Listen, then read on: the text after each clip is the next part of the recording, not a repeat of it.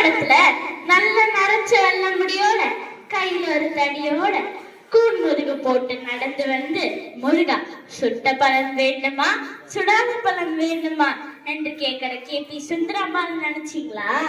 ஆத்திச்சூடி, கொன்றை வேலன், மூதுரை இதையெல்லாம் எழுதி அதியமானுக்கு நெல்லிக்கனி கொடுத்து அங்கவை சங்கவைக்கு திருமணம் பண்ணி வச்ச சங்ககால தங்கையப்பா நான் எப்படி இந்த காலத்து தமிழ் பேசுறேன்னு கேக்குறீங்களா? இங்க வரேங்கிறதுக்காக எல்லாத்தையும் பார்த்துட்டு தான் வந்தேன். ஆத்திச்சூடியில வைகரை துயில்னு எழுதியிருக்கேன். அப்படின்னா காலையில் நேரத்துக்கு எழுந்திரிக்கணும். ஆனா இப்ப காலையில 10 மணியே மிட்நைட்ன்றாங்க.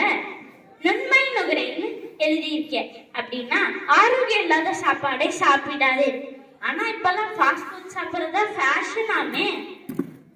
நான் எழுதின ஆத்திச்சூடிய பிள்ளைங்க ஒரு பள்ளிக்கூடத்துல 2 மார்க்குக்கு தான் படிக்கிறாங்க.